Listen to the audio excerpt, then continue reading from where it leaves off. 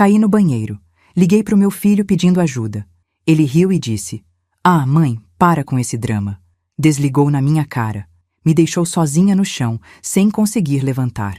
24 horas depois, ele me ligou desesperado. "Mãe, eu preciso de você, por favor." E eu olhei para o meu quadril roxo, para a dor que ainda doía, para a palavra drama ecoando na minha cabeça, e disse: "Se vira, Rafael, você é forte, sempre foi." Usei as próprias palavras dele. Desliguei. Porque quando alguém ri da sua dor, você aprende que não é obrigada a aparecer na dor deles. Antes de continuarmos, por favor, se inscreva no canal e deixe nos comentários de onde você está nos assistindo. Meu nome é Helena, tenho 62 anos e moro em Belo Horizonte desde que me casei, há quase 40 anos. Sou professora aposentada, viúva há 7 anos e mãe de um filho único, Rafael, 35 anos, casado, pai de 2 meninos pequenos. Ele mora a 3 quarteirões de mim, numa casa que ajudei a pagar a entrada. Sempre achei que essa proximidade era uma bênção, que seria mais fácil nos vermos, estarmos presentes, construirmos memórias juntos. Eu estava errada. Proximidade física não garante presença emocional. E foi justamente por morar tão perto que ele pôde me ignorar com tanta facilidade. Era uma terça-feira de março. O calor ainda insistia em Belo Horizonte, aquele calor úmido que gruda na pele e deixa tudo mais pesado. Eu tinha acordado cedo, como sempre. Fiz meu café, reguei as plantas da varanda, coloquei uma roupa no varal. A rotina de sempre. Por volta das 10 da manhã, entrei no banheiro para tomar banho. O piso estava úmido. Eu mesma tinha limpado mais cedo e talvez não tivesse secado direito. Peguei a toalha, virei para a pia e foi nesse movimento simples, banal, que meu pé escorregou. Caí de lado. Meu quadril bateu primeiro, depois o ombro e minha cabeça raspou na quina da pia. A dor foi imediata, elétrica, subindo pela minha coluna como um choque. Tentei me levantar e não consegui. Minha perna direita não respondia direito. Fiquei ali, no chão frio do banheiro, respirando fundo, tentando entender a extensão do estrago. Não estava sangrando, mas a dor no quadril era insuportável. Cada movimento era uma facada. Peguei o celular que tinha deixado na beirada da pia. Graças a Deus, porque senão teria ficado horas ali, e liguei para Rafael. Ele atendeu no terceiro toque, com aquela voz de quem está no meio de outra coisa e não quer ser interrompido. "Oi, mãe. Que foi?" "Rafa, eu caí no banheiro. Não consigo levantar. Você pode vir aqui?" Houve uma pausa. Ouvi barulho de fundo. Vozes, talvez a televisão. "Caiu como, mãe?" "Escorreguei. Bati o quadril. Tô com muita dor. Preciso de ajuda." Outra pausa. Dessa vez mais longa. "Mãe, você tá exagerando. Se tivesse quebrado alguma coisa, você não ia conseguir nem falar direito. Deve ser só uma pancada. Toma um Gelol, deita um pouco. Eu passo aí mais tarde." Senti algo se partir dentro de mim.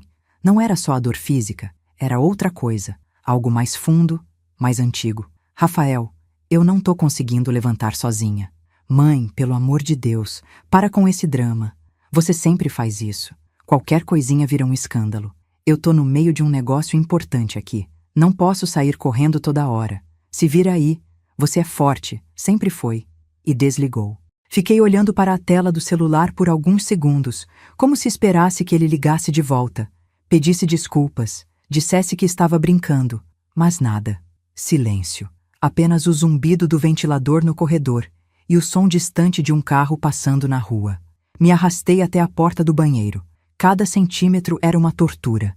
Consegui alcançar a parede da sala, me apoiar e, finalmente, depois de uns 15 minutos de esforço puro, cheguei ao sofá. Deitei ali, suando, tremendo, com a respiração acelerada. Tomei 2 analgésicos que tinha na bolsa e fiquei, sozinha, processando o que tinha acabado de acontecer. Meu filho tinha me chamado de dramática. Tinha dito que eu estava exagerando. Tinha me deixado no chão do banheiro porque estava no meio de um negócio importante. E o pior, ele tinha feito isso sem hesitar, como se fosse natural, como se eu merecesse. Passei o resto do dia deitada.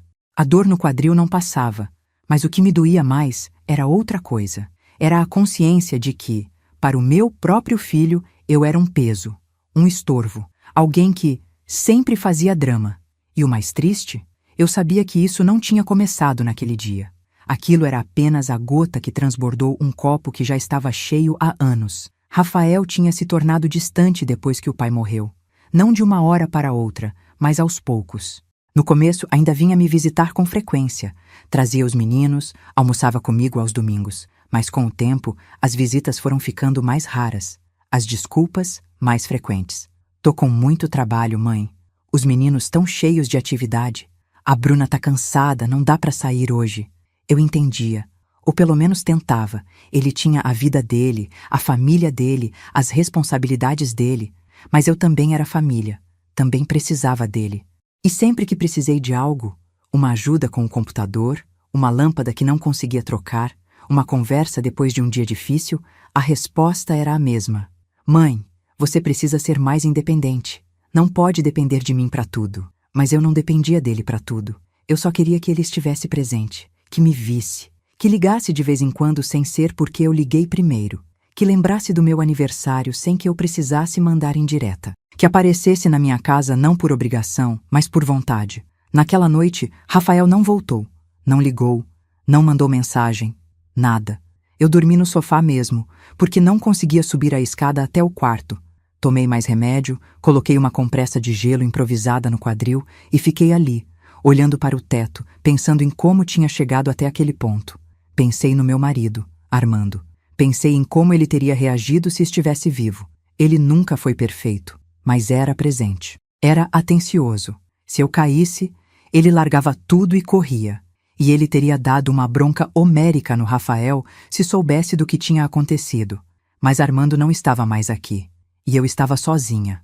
Sozinha de verdade. Na manhã seguinte, acordei com o corpo todo dolorido.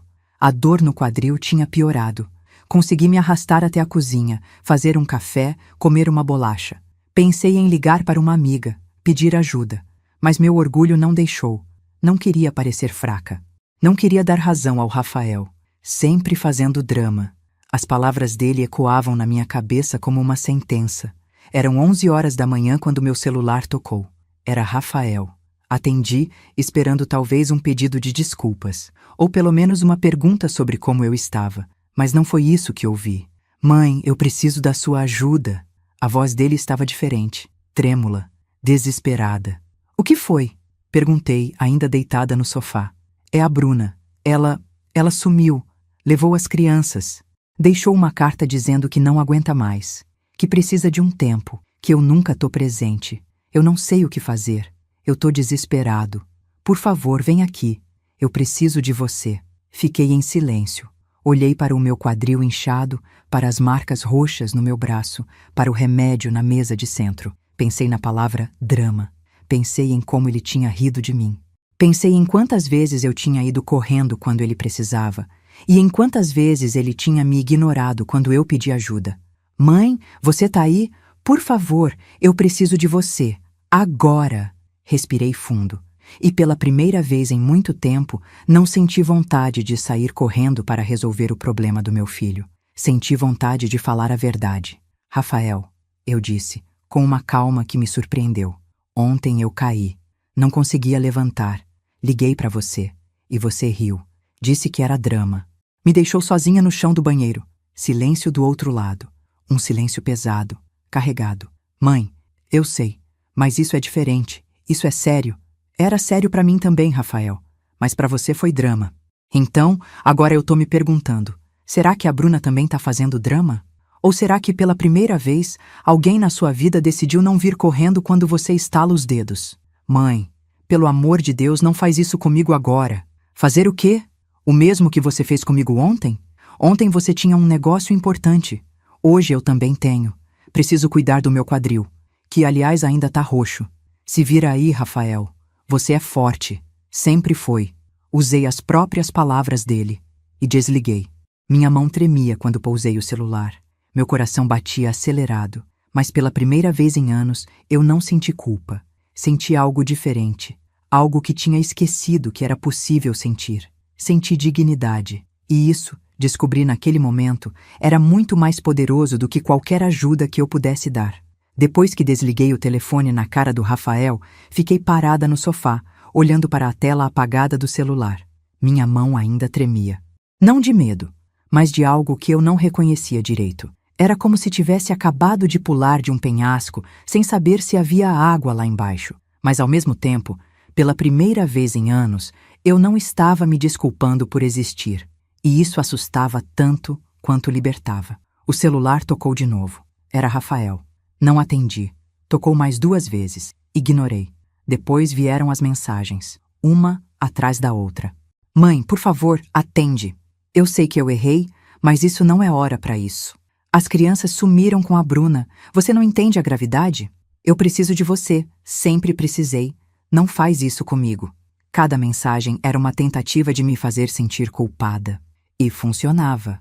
Claro que funcionava. Eu tinha passado a vida inteira sendo treinada para colocar as necessidades dos outros antes das minhas. Para ser a mãe que resolve, que acolhe, que perdoa, que está sempre disponível.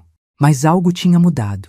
Ontem, quando bati aquele quadril no chão frio do banheiro, não foi só meu corpo que se machucou. Foi minha ilusão.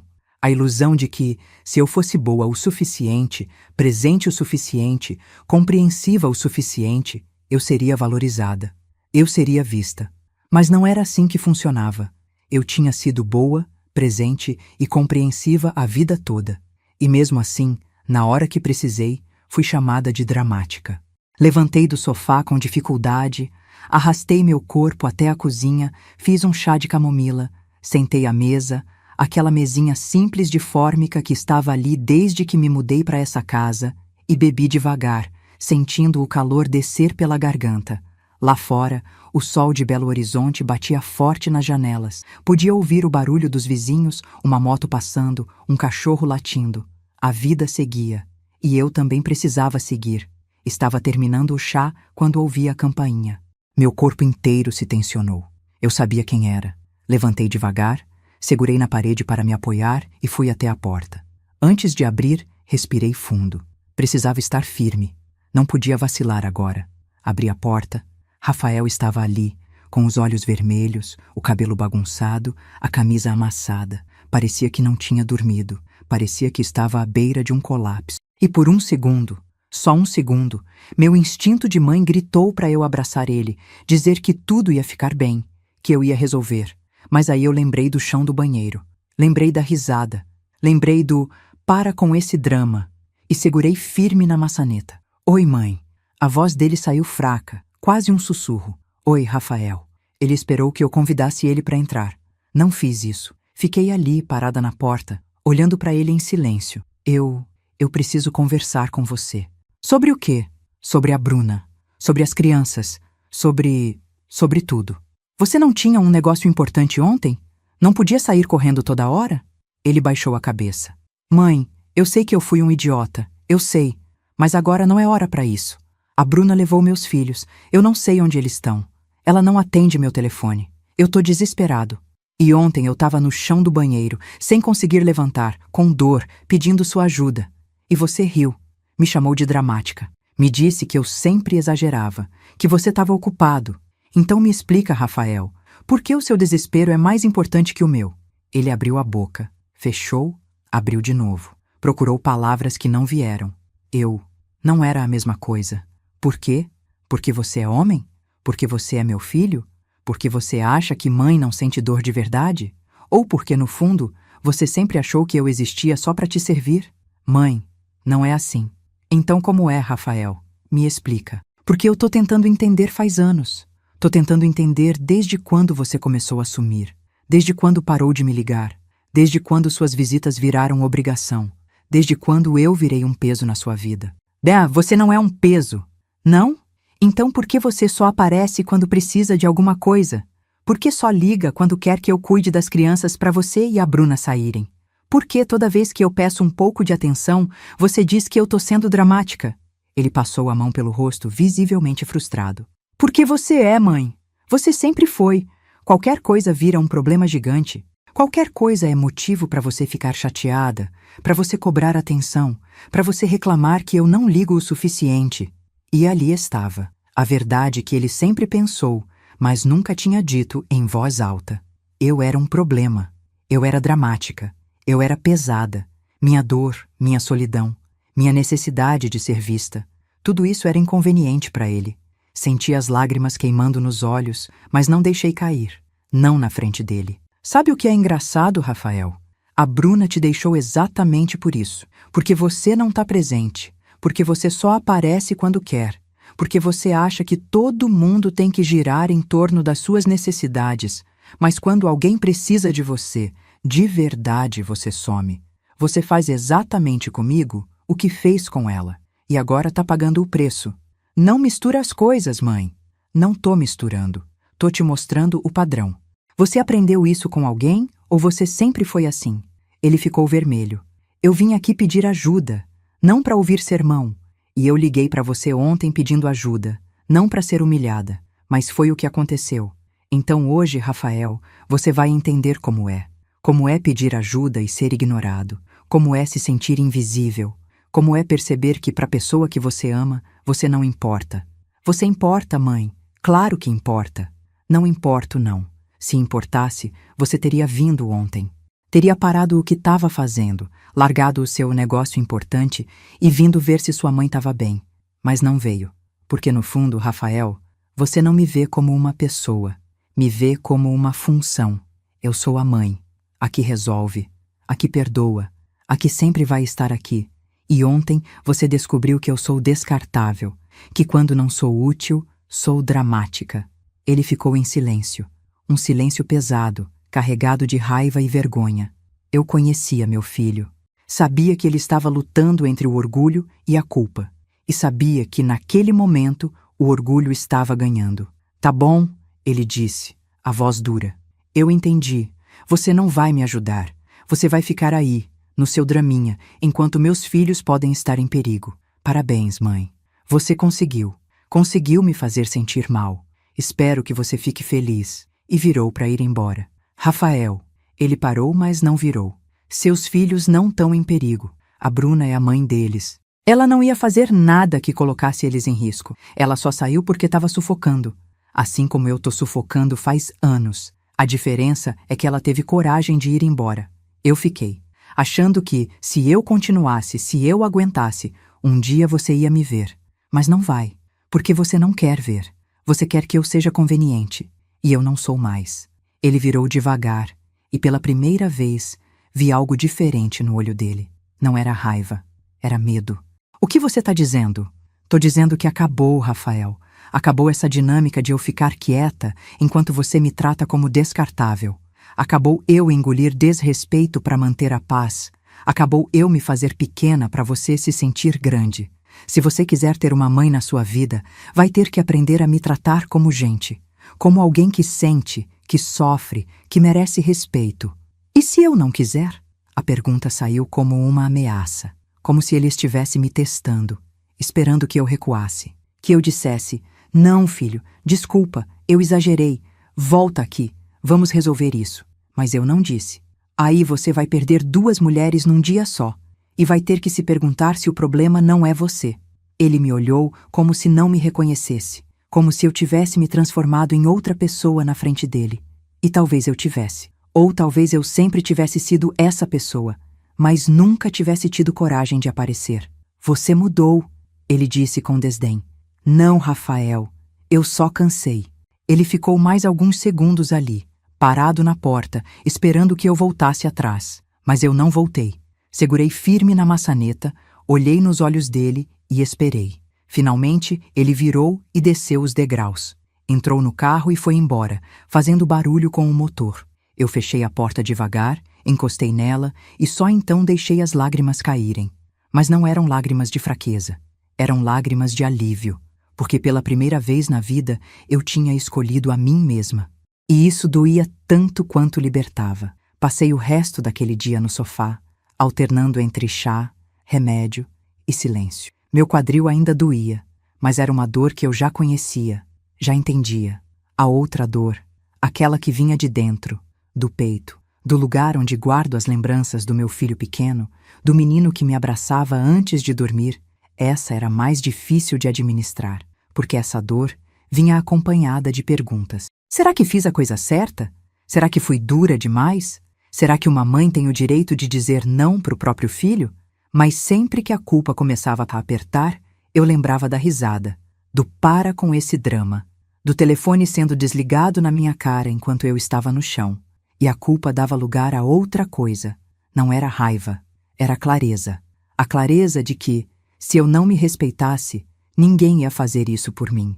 A noite caiu sobre Belo Horizonte. As luzes da cidade começaram a se acender lá fora, e eu fiquei ali, na penumbra da sala, ouvindo o barulho distante dos carros, das buzinas, da vida acontecendo enquanto a minha parecia estar em suspenso. Pensei em ligar para uma amiga, mas não sabia o que dizer. Como você explica que expulsou seu filho de casa? Como você conta que, no momento em que ele mais precisava de você, você disse não? Meu celular vibrou. Era uma mensagem. Do Rafael? Não. Era da Bruna. Helena, eu sei que o Rafael foi aí. Ele me ligou desesperado, dizendo que você se recusou a ajudar. Eu só queria que você soubesse. Eu não fugi. Eu saí. Levei as crianças para a casa da minha mãe. Eu avisei o Rafael há meses que não estava aguentando, que ele nunca estava presente, que eu me sentia sozinha no casamento. Ele ignorou. Como sempre, ignora tudo que não quer ouvir. Eu te admiro por ter colocado limite nele. Não deve ter sido fácil. Só queria que você soubesse que eu entendo. E que você não está errada. Ler aquela mensagem foi como receber um abraço. A Bruna não era uma nora muito próxima. Na verdade, eu sempre senti que ela me evitava. E agora entendia por quê. Ela provavelmente via em mim o que eu demorei anos para ver em mim mesma. Uma mulher que aceitava ser tratada como opcional.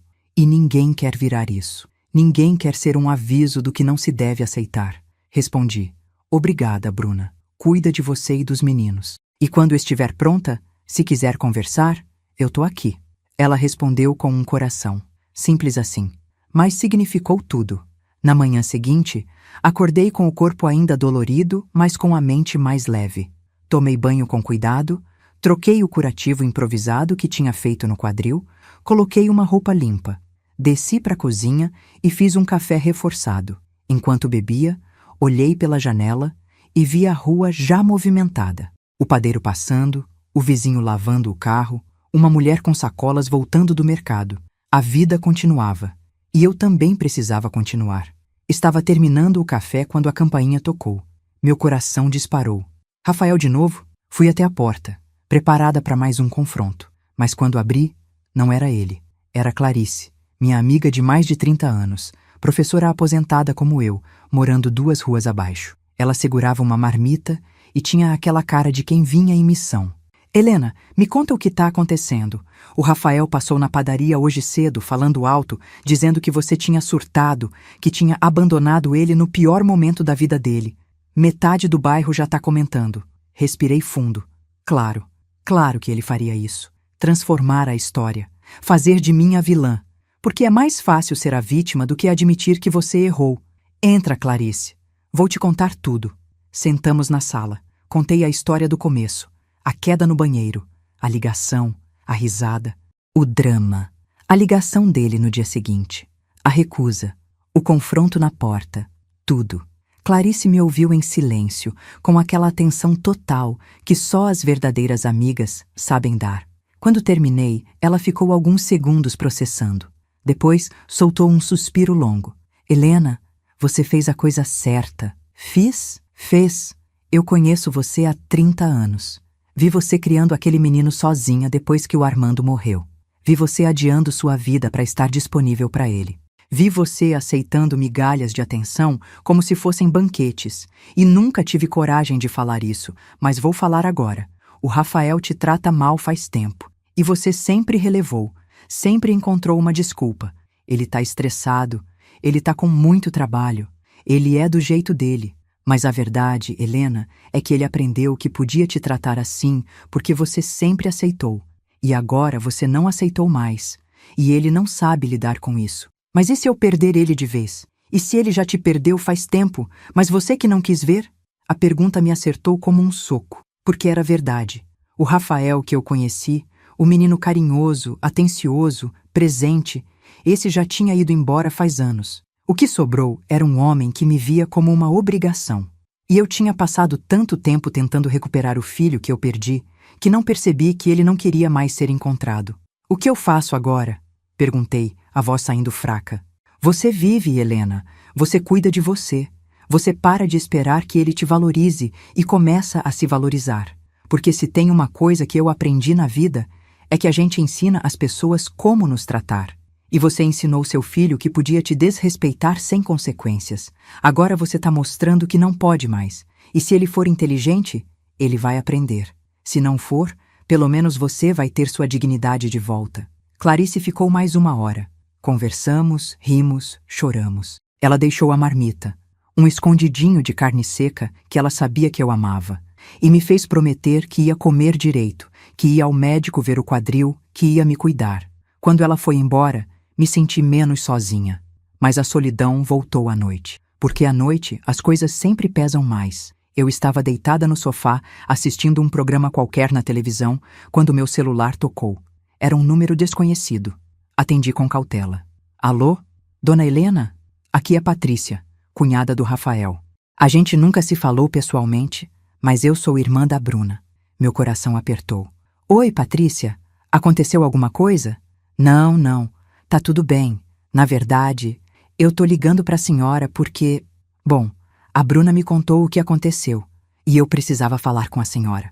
O Rafael tá espalhando que a senhora abandonou ele, que é uma mãe egoísta, que na hora que ele mais precisou, a senhora virou as costas. Mas a Bruna me contou a verdade. E eu só queria que a senhora soubesse que tem gente que entende o que a senhora fez, que admira, inclusive.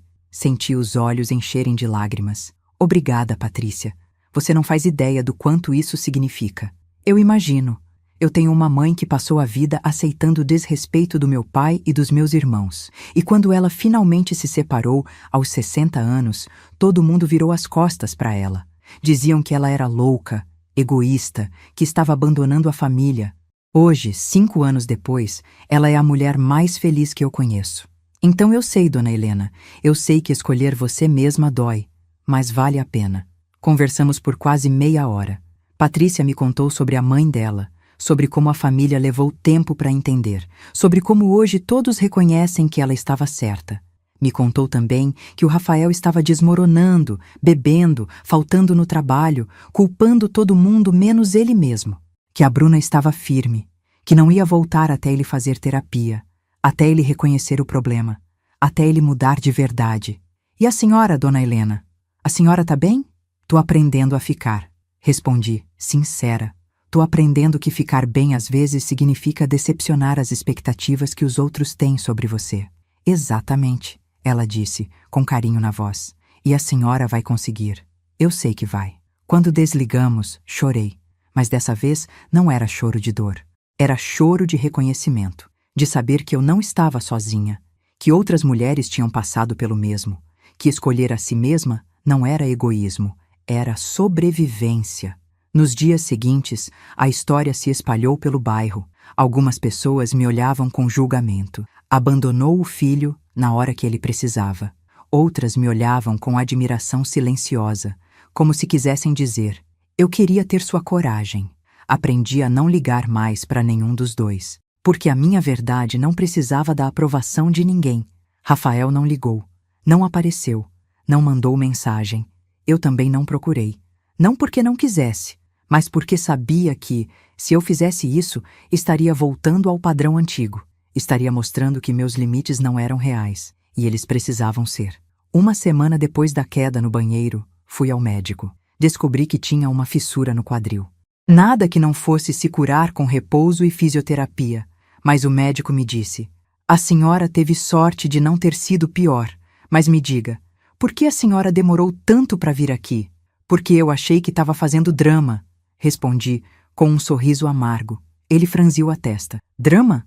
A senhora tem uma fissura óssea. Isso não é drama, é real. Eu sei, agora eu sei. E pela primeira vez em muito tempo, eu realmente sabia. Sabia que minha dor era real, que meus sentimentos eram válidos, que eu merecia ser ouvida, cuidada, respeitada.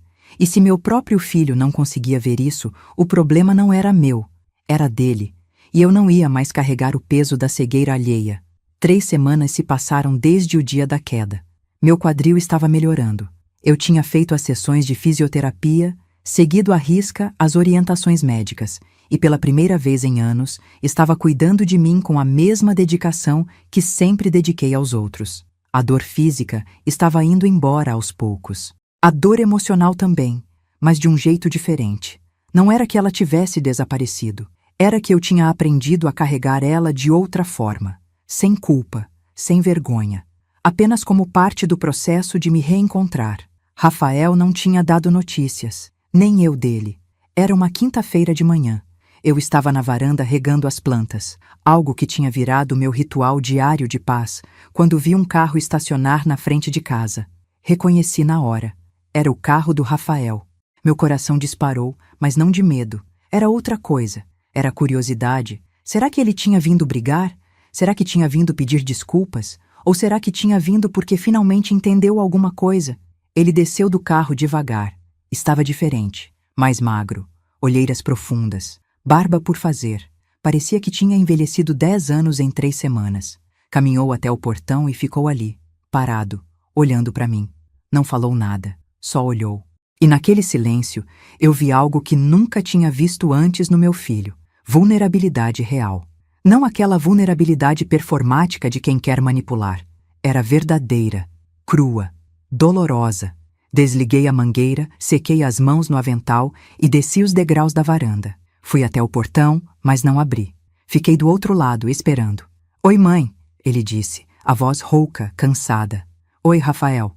Silêncio. Ele olhou para o chão, para o céu, para as próprias mãos, procurando palavras. Eu vim porque preciso falar com você. De verdade. Não para pedir nada. Só para falar." "Então fala." Ele respirou fundo. "Eu fui na terapia. A Bruna disse que só voltaria se eu fizesse terapia. Então eu fui. E nas últimas 3 semanas, eu precisei ouvir muita coisa que eu não queria ouvir.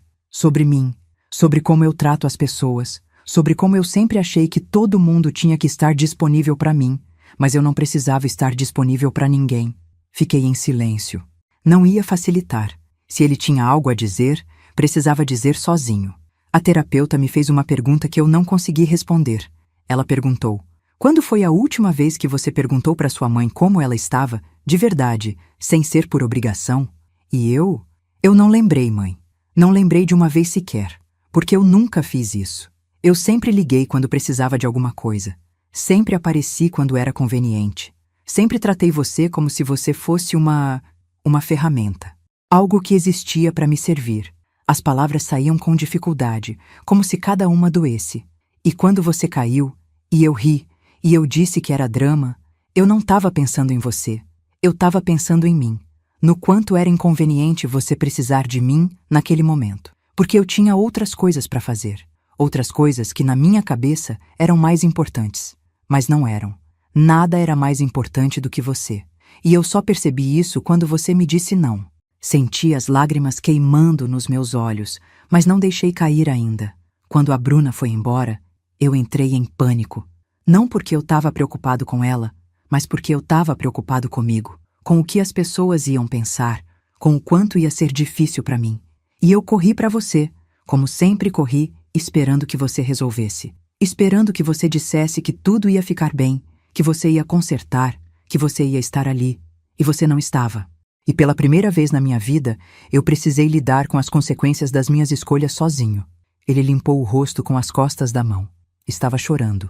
E ver meu filho chorar sempre foi a coisa mais difícil do mundo para mim. Mas dessa vez, eu não me movi, porque aquelas lágrimas não eram minhas para enxugar. Eram dele. "Eu te perdi, mãe.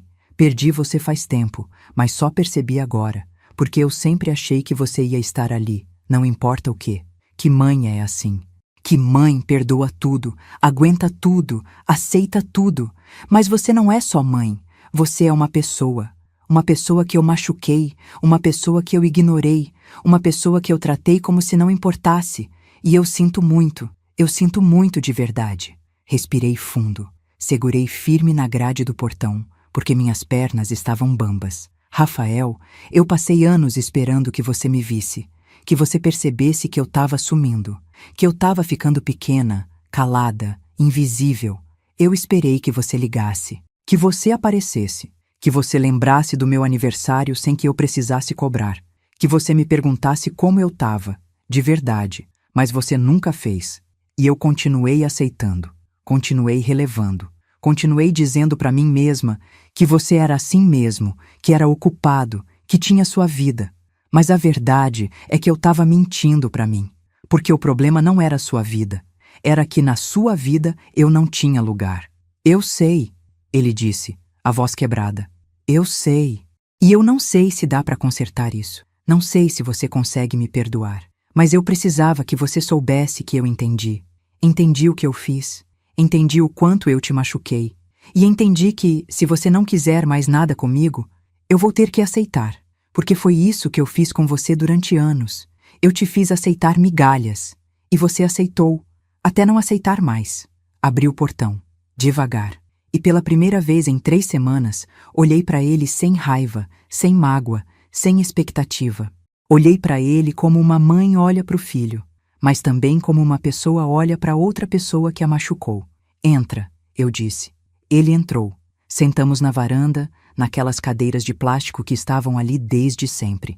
Fiquei olhando para o jardim, para as flores que eu tinha plantado, para o céu azul de Belo Horizonte. Eu não sei se a gente consegue voltar a ser o que era, eu disse, depois de um longo silêncio. Porque o que era, Rafael, não era bom.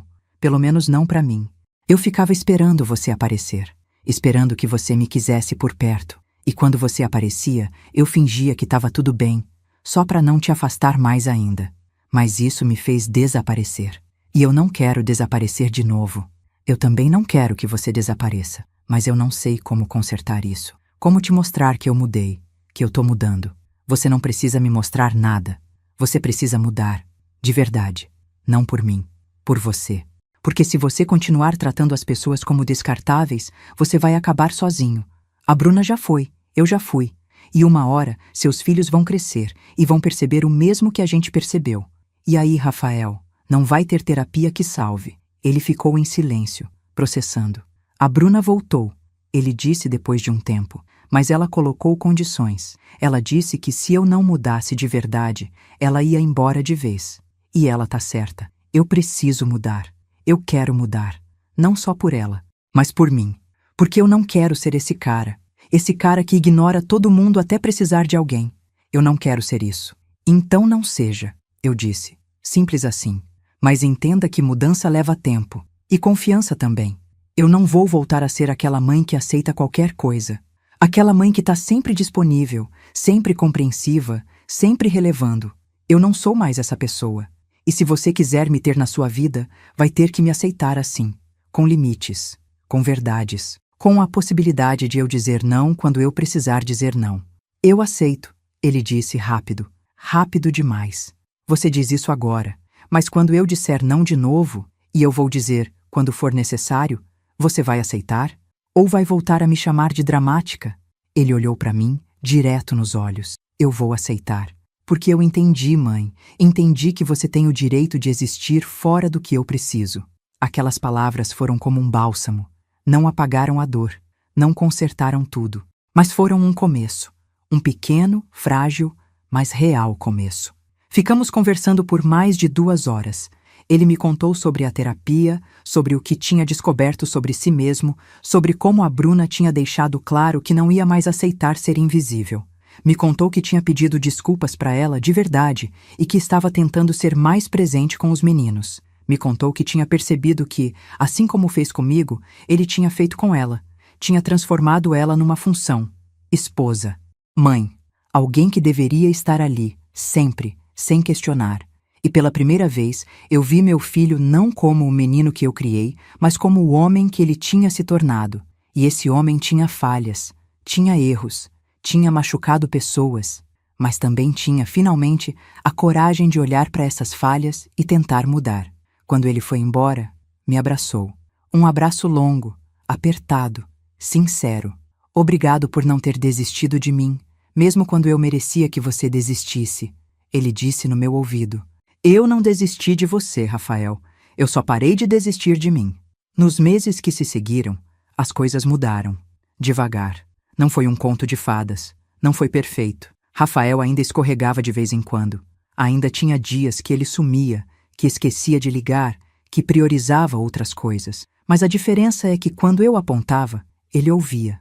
Pedia desculpas, mudava. E isso, descobri, era tudo o que eu precisava. Não precisava de um filho perfeito. Precisava de um filho que me via, que me respeitava, que entendia que eu também era gente. A Bruna e eu nos aproximamos. Ela começou a vir me visitar, trazendo os meninos. Conversávamos sobre tudo.